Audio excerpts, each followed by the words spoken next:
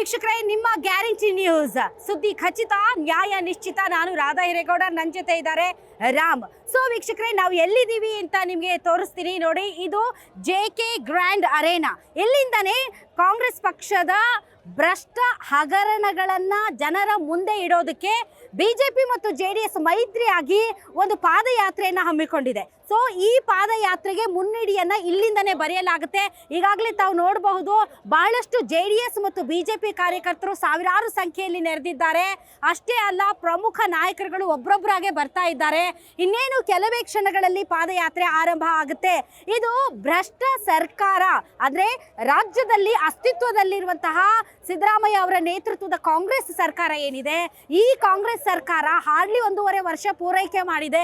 ಈ 1.5 ವರ್ಷದಲ್ಲಿ ಈ ಸರ್ಕಾರದಲ್ಲಿ ನಡೆದಿರುವಂತಹ ಹಗರಣಗಳನ್ನ ಜನರ ಮುಂದೆ ಇಡುವಂತಹ ಒಂದು ಪ್ರಯತ್ನವನ್ನ ಬಿಜೆಪಿ ಮತ್ತು JDS ಮೈತ್ರಿ ವಿರೋಧ ಪಕ್ಷಗಳೇನಿವೆ ಅವು ಪ್ರಯತ್ನ ಪಡ್ತಾ ಇದ್ದಾವೆ. ಹಾಗಾದ್ರೆ ನಿಜಕ್ಕೂ ಕೂಡ ಈ ಪಾದಯಾತ್ರೆ ಸಕ್ಸಸ್ ಆಗುತ್ತಾ? ಸಿದ್ದರಾಮಯ್ಯನವರ ವಿರುದ್ಧ ಒಂದು ಅಭಿಪ್ರಾಯವನ್ನ ಮೂಡಿಸೋದಕ್ಕೆ ಈ ಪಾದಯಾತ್ರೆಯಿಂದ ಸಾಧ್ಯ ಇದೆಯಾ? ಅಥವಾ ಸಿದ್ದರಾಮಯ್ಯನವರನ್ನ CM ಸ್ಥಾನದಿಂದ ಕೆಳಗಿಳಿಸೋದಕ್ಕೆ ಈ ಪಾದಯಾತ್ರೆ ಎಷ್ಟರ ಮಟ್ಟಿಗೆ ವಿರೋಧ ಪಕ್ಷಗಳಿಗೆ ಸಹಾಯ ಮಾಡಬಹುದು? ಸೊ ಈ ರೀತಿಯಾದಂತಹ ಹಲವಾರು ಪ್ರಶ್ನೆಗಳೊಂದಿಗೆ ಪಾದಯಾತ್ರೆ ಆರಂಭ ಆಗಿದೆ. ಪಾದಯಾತ್ರೆಯಲ್ಲಿ JDSಗೂ ಬಿಜೆಪಿಗೂ ಸಣ್ಣ ಭಿನ್ನಾಭಿಪ್ರಾಯ ಇದೆ. ಇದೇನಂತ ದೊಡ್ಡ ಮಹಾವಿಚಾರ ಅಲ್ಲ. ಇದಕ್ಕೊಂದು ದೊಡ್ಡ ಪಾದಯಾತ್ರೆ ಮಾಡಬೇಕಾದಂತ ಅವಶ್ಯಕತೆ ಇಲ್ಲ. ಸಿಕ್ಕಾಪಟ್ಟೆ ಮಳೆ ಬರ್ತಾ ಇದೆ.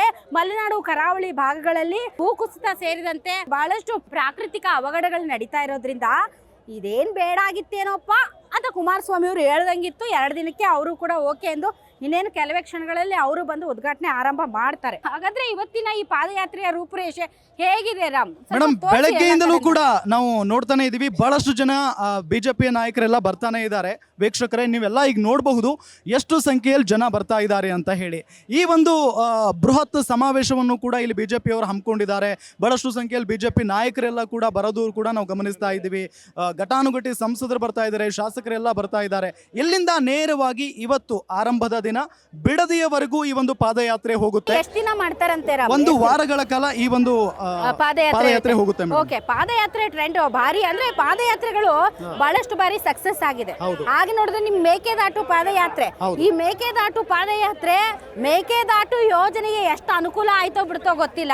ಆದ್ರೆ ಕಾಂಗ್ರೆಸ್ ಪಾರ್ಟಿ ಅಧಿಕಾರಕ್ಕೆ ಬರೋದಕ್ಕೆ ಮೇಕೆದಾಟು ಪಾದಯಾತ್ರೆ 100% ಸಹಾಯ ಮಾಡಿದೆ. ಈ ಬಳ್ಳಾರಿ ಪಾದಯಾತ್ರೆ ಅಯ್ಯೋ, ಸಿದ್ದರಾಮಯ್ಯನವರು ಶೂ ಹಾಕೊಂಡು ನಡೆದ್ರು ತೊಡೆ ಕಾಲೆಲ್ಲ ಇಷ್ಟಿಷ್ಟು ದಪ್ಪ ಆಗಿ ಊದ್ಕೊಂಡು ಹೋದ್ವು. ಆದ್ರೆ ಅವರನ್ನ CM ಮಾಡ್ತು ಬಳ್ಳಾರಿ ಪಾದಯಾತ್ರೆ. ಗ್ಯಾರಂಟಿ ನ್ಯೂಸ್, ಸುದ್ದಿ ಖಚಿತ, ನ್ಯಾಯ ನಿಶ್ಚಿತ.